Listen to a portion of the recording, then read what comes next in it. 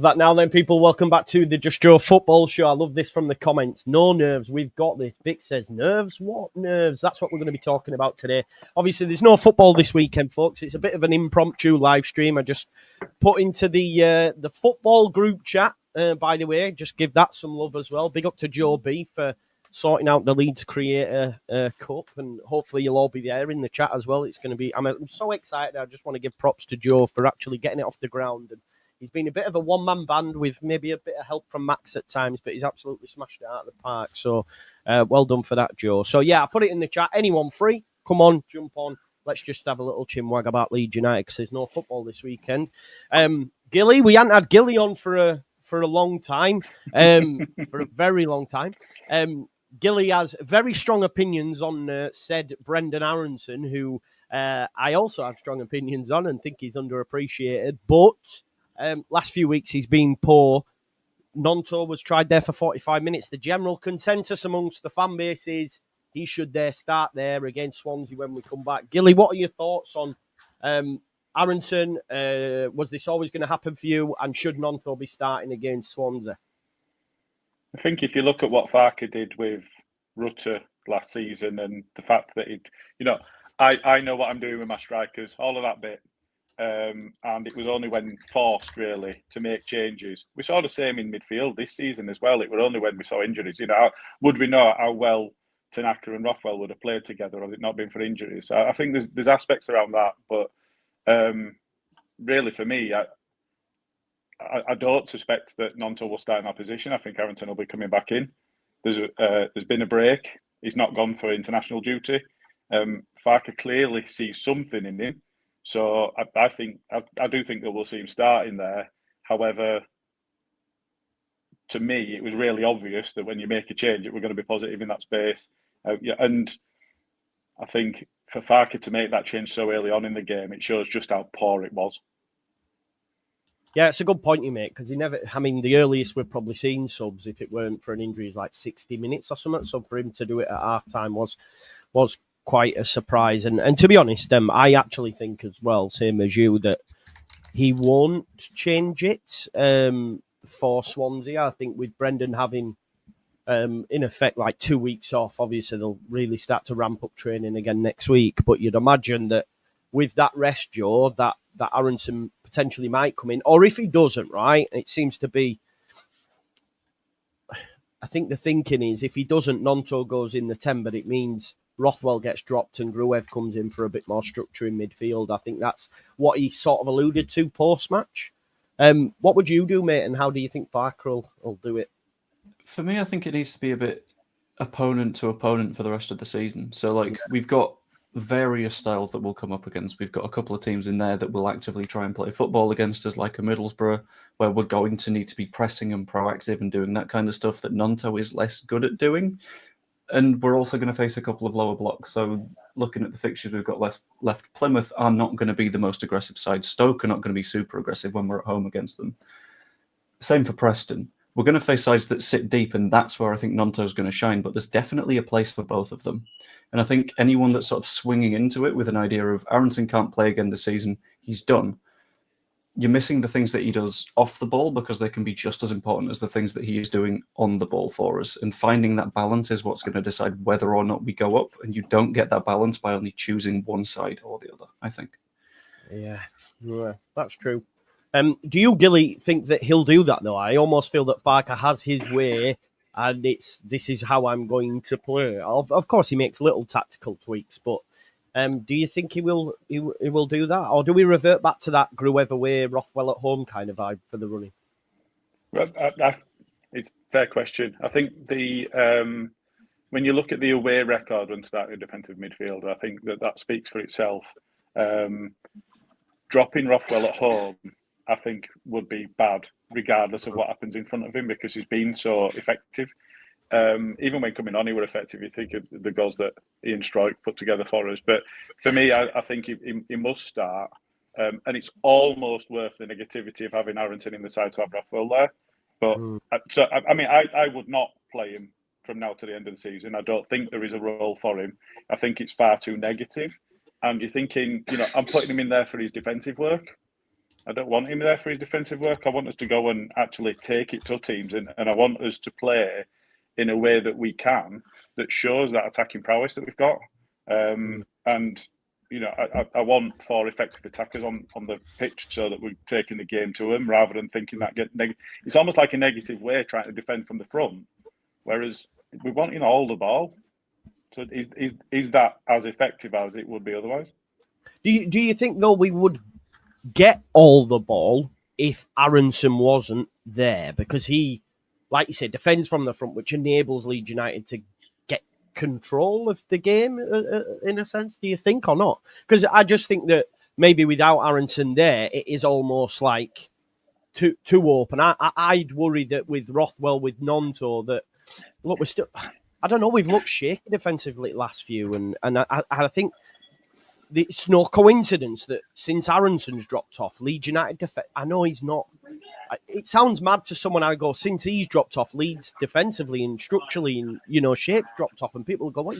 But I think it could come down to that. Maybe I'm harsh. Maybe I'm too kind to him. Sorry, I should say. I don't know about that.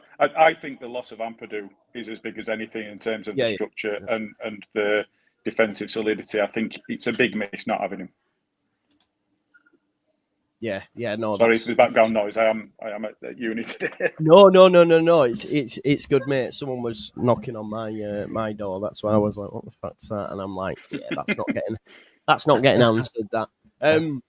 Luke, what's your thought on the? I know we've spoken many times, mate, but obviously we're a week out now from football returning. So how are you feeling, mate?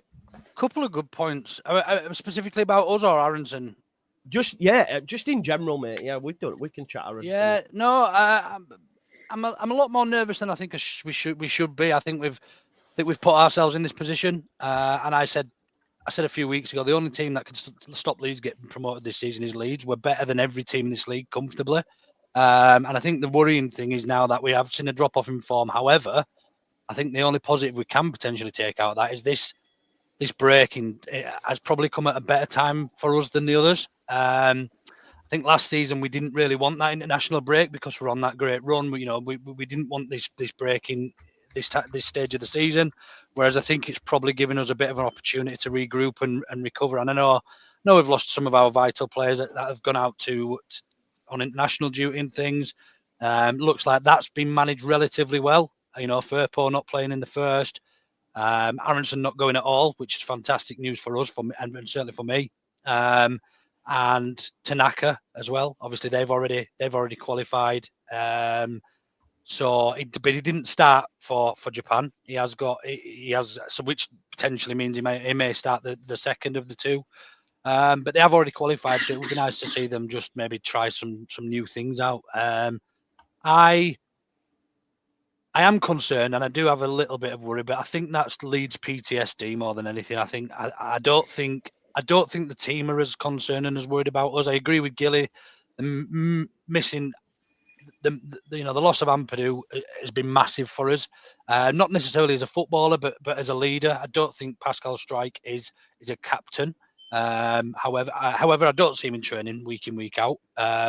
But I certainly think Ampadu is our main leader, is our new Liam Cooper type. But what I say not necessarily for his football. His football's fantastic, and he offers something completely different to Pascal Strike at the back. Pascal Strike, strong in the air, very, very strong defensively. However, we are a much worse team. I think it sounds mad because Pascal's probably a better defender than Ampadu, but we're a much worse team, I think, when Ampadu doesn't start at centre back. So I'm not that concerned. I think something that does concern me a little bit is the fact that, and this is going to sound very, very backward and counterproductive, but the fact that Gnonto did so well in 45 minutes, and I think we're going to probably relapse on that very, very somewhat as fans. We're going to, we all saw Mateo Joseph in pre-season and thought he was going to be the top scorer in the division. We know Gnonto's quality and what qualities he has, but we are going to substitute if we do go down that road, and he now starts at 10. We are going to substitute so much more from our other three, defensively.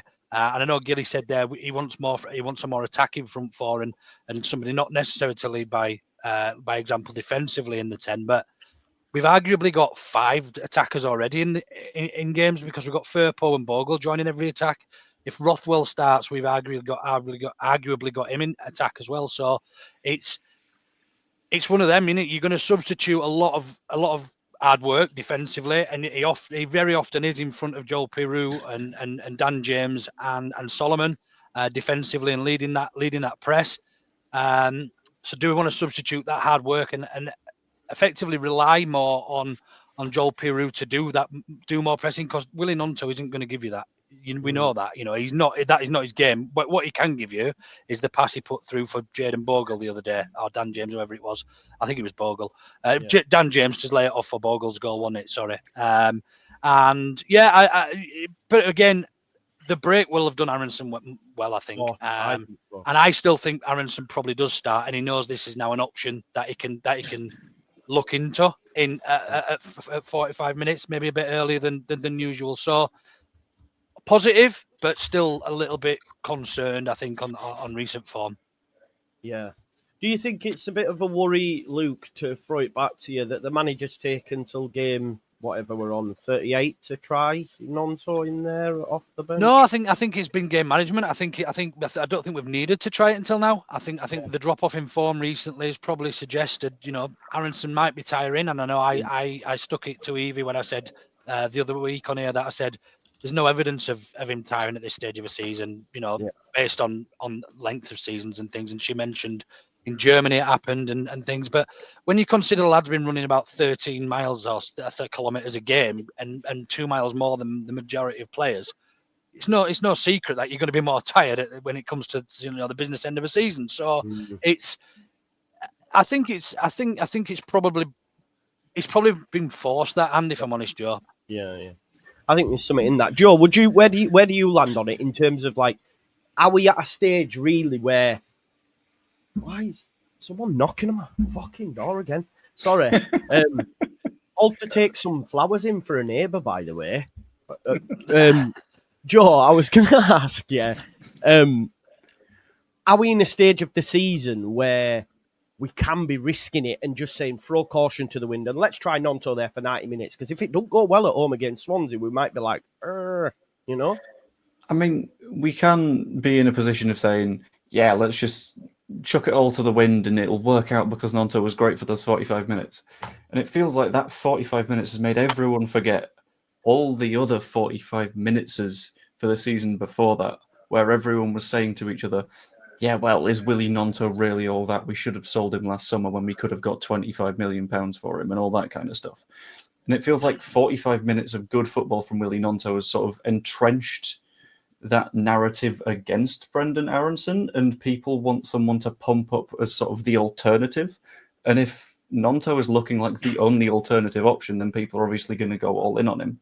But we've seen that he also isn't the most consistent all the time either. So it feels like us potentially throwing a season away because someone had a good 45 minutes, so sod it, try it again and again and again and again, is going to be a bigger risk than saying, okay, we'll start Aaronson. If he's not doing too well, we can make a substitution, because that's what substitutes are for. Like, it'll work out. Yeah. Brilliant. Oh, no. But, Joe, just to add, if there was a game that I would be maybe giving Gnonto that opportunity from the start, it probably would be Swansea at home. Yeah. In terms of the running, it's one of the more favourable ones at home, I think. It's one of those where it's a good chance to chuck someone in because A, we're at home, we know we're going to be a lot more comfortable, and B, we know that we can just beat Swansea like senseless when it comes to it. So we could probably do it without anyone playing in that position. So screw it. Let's see how Gnonto does. But yeah, of all the matches, it's worth a pop. Yeah. Because I look at, like, say, I mean, Gilly, where do you stand on the running? Because people are putting in the chat, they're worried about Luton, they're worried about Middlesbrough.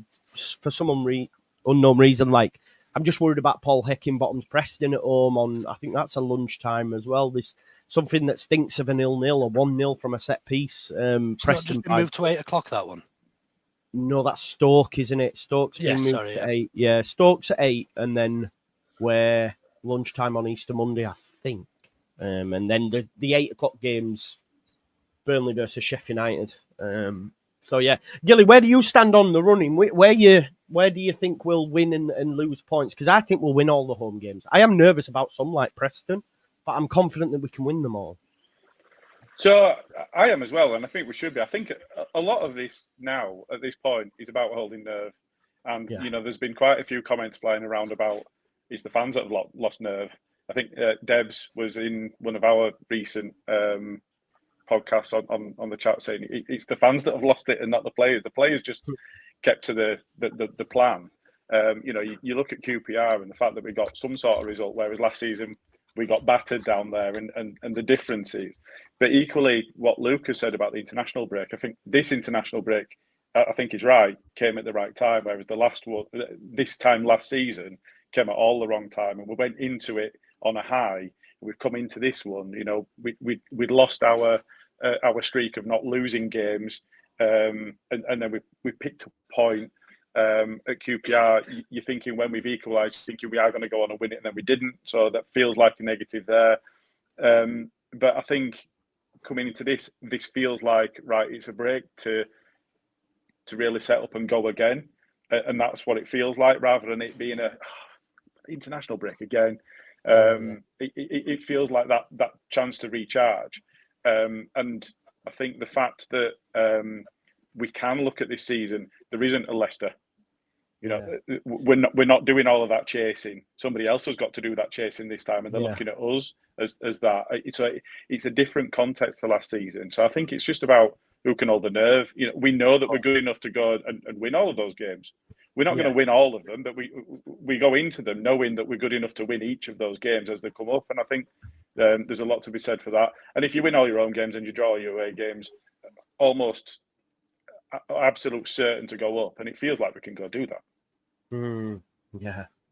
Yeah. That might come back and bite me. No, exactly. I mean, mate, I'm already getting pelters and season's not finished because they're all going to me in chat. Where's the 10-point gap? Where's the 10-point gap? But I thought, do you know what though, Luke? I don't know about you, but when we beat Sheffield United and Sunderland back to back, I thought that's it now. We're away. And it's mad to think we were 18, 19 games unbeaten and we're on the same points as Sheffield United. And Sheffield United fans will tell you if they didn't have that deduction, we'd be 2 points behind them. So it's mad, isn't it? It's mad how tight it is. It is really tight and much tighter than I expected it to be at this stage of the season. And look, take away the Melia mistakes and late goals and things. But then on the other hand, we've had our own fortune. We probably didn't probably on the basis things did deserve to beat Sheffield United and Sunderland, but those sorts of fixtures last season were games that we wouldn't go on to win. Do you know what I mean? And then we lose to Pompey. It's all a little bit sort of flipped upside down. And I don't know if those two results gave us a bit of false pretense. I don't know if there was a little bit of overconfidence in the camp. And we've beaten two of the best other three teams in the league. One away from home. One who've just come down and they've spent an absolute fortune on players and wages and whatnot. So I'm not sure if these last four games might actually be a blessing in disguise and last three games might be a bit of a reality check and might hit home a little bit, which is again links with this international break and Farker having a little bit of time to be a little bit of a mentality monster and just bring them back down to ground and help them understand that it's not over and we have still got 8 cup finals to play for. So I still remain confident that we win this league. I do, although there is some concern. I have us picking up at least another 17 from the last 8, which puts us on, is it 99, I think? So are we on 72 at the moment, are we? 74? 80. Sorry, 80. Yeah, sorry. At least another 17. It puts us on 97 was the maths I was doing somehow. Somehow from 72, but yeah, no, I think I just maintain that we are far too good not to go, far too much better as well than the teams around us for us not to go up. And then again, could come back and bite me on the ass. But the only team that beats us this season and stops us getting promoted is going, Stoke at home and putting in a mediocre performance and going away to Luton, who were rock bottom and just absolutely fucking it up. And yeah, I know it's lunchtime, but it's all right, mate. Don't worry. Do you know what though? Like an early goal for Swansea when we come back, an early goal for Luton at lunchtime when we'll probably beat Swansea. I'm really confident about that actually. But then Luton, and you think an early goal for them from a dodgy free kick or something, and that nerves really sets in. Gilly, what do you think it is, man? Why? I know it's hard to quantify, but why do Leeds do this? Like, it's all the time where, the fans of all the clubs are all singing Leeds are falling apart again. It's like we have this mad hoodoo. We're like the Spurs of the championship. It's mad. Sorry. Thank you, mate. Sorry. Why is it? Why do we do this, man? We never make it easy, do we? We don't. It seems like in order to win, in order to score a goal, we have to be absolutely on our game. Whereas others pick up points, and Sheffield United and Burnley, we've seen them both not play particularly well and get the win. I think the one thing I would say is, again, Luke's spot on with the PTSD comment from previous times, and as fans, we know we've been burned. What I would say is, in those games that he's mentioned, is the players didn't lose it. The players just carried on doing what they were doing, and we were all frustrated in the stands of, can we have some urgency? Can we get on with it? Can we do it? Players stayed calm, and we ended up winning both games. And it's like, we have to take something from that as well, and try to be a little less anxious as a fan base, because it must communicate to the players. When you're in the stands, it's going to communicate, and I think the other aspect that we've talked about on our podcast all season is we've got to try and enjoy it. We are really good. And the journey is the bit that we have to enjoy, because we know that the destination is going to be really, really tough. So we've got to do our best to enjoy it. And that's really quite difficult at times. Yeah, Joey makes a great point in it. It's, I spoke to Locks this week, who's a Leicester fan. And I mean, they've been walloped every week. They haven't scored a home goal since December. So that's what you've to look forward to in a way. We hope, obviously, it'll be different, but yeah, I guess Gilly's right. You've got to enjoy these moments, haven't you? Because, next season's going to be tough. It's almost, I don't know about you, Joe, but we're getting to a place where it's 17th and up, and then 3 relegated teams in the Premier League at the minute. And then it's just going to be like that. It's almost like there's 3 leagues, I feel. You'll have parachute payment teams, rest at Championship, the 17 in the Premier League. It's going to be so hard to break that, because look at the gap between Wolves and Ipswich, whoever it is, and you look at that Wolves side and they've got players like Matthias Cunha and stuff, and you just think, fucking hell, it's going to be so hard to compete.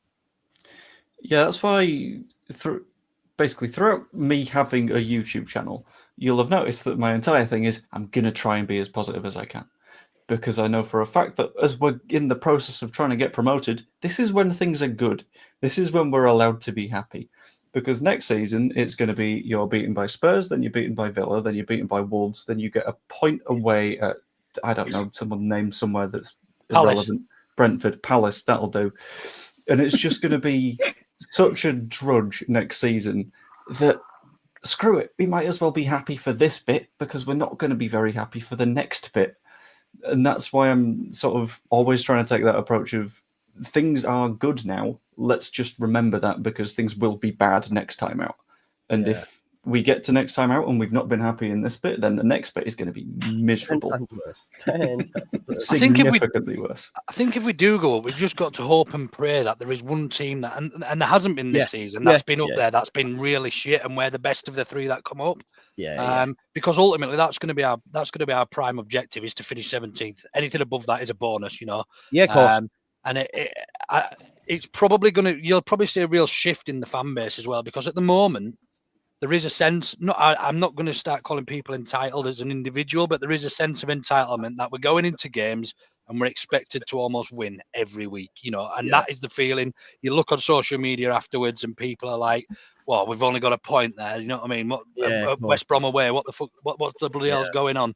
It's one of them. And then next season, you'll see a real shift in mentality, because we'll be pleased for any point we can pick up away from home next season if we get promoted. So you'll still get your tacticals telling you how it should be done, and how we could have probably got 3 points at Man City again and that sort of thing. So But it's one of them, innit? You know, we have got to enjoy these moments. And look how much Leicester fans and Ipswich fans enjoyed it, and you know, giving us it all last season. Yeah. And hopefully we're in a position to do that to another club around us this season, and go up and hopefully not be fail as miserably as the 3 that went up.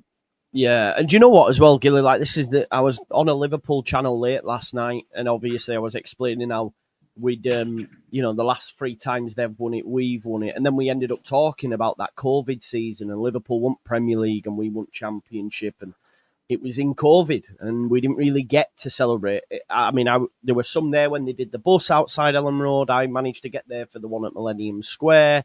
But this time it's going to have a totally different feel in it. Everybody's going to be in and around the ground. They'll probably do a bus tour in and around Leeds and all that stuff as well, which I can't wait for that, because that's something as a fan, all that time we spent in League One and the Championship, that was like, I just can't wait for that. And we had it taken away from us. So, you know, I know we'd rather not be in this league, but if we do go up and, you know, we win the league, it'll be nice because we get to fucking celebrate that moment. Do you know what I mean? Absolutely. I mean, everybody now remembers the Dallas bit where they're dancing around and Cooper in bed with the trophy and all of those bits, and the photos being taken on the pitch, Bielsa arriving and giving Calvin a hug, all of those things that we all really remember, but weren't there, weren't part of it as fans. We weren't even on the sidelines. We were so removed from it, and anybody that's a regular going, you do feel like you are a real part of it, and I think that's the bit that we're missing. I wasn't part of either the Millennium Square or outside the ground aspect because I couldn't risk it for my little boy. So I didn't go. It was just down the road from me. I could have walked there, and I still didn't go. So the fact that I couldn't be involved at that point, but this time around really will be. I think that I say really will be. Hope to be, because we hope to get there. But around that, it's. I think that there is so much pressure. It's difficult to enjoy it because there's so much pressure on it this time. Because if we go up, we're going to really struggle. If we don't, we're going to really struggle. So it doesn't matter what happens at the end of the season. We've really got to enjoy this bit because it won't be as good as this next season, regardless of what happens, because we know that we're going to lose some players. We're going to come under real pressure to sell the likes of Tanaka and so on if we don't go up, because there's going to be a lot of suitors for him. So it will be challenging either way. Yeah, no, agreed. Luke, what is it you're most looking forward to, mate, when we get promoted? Come on. I'm not sure I could say that on air, to be honest, but just the party atmosphere.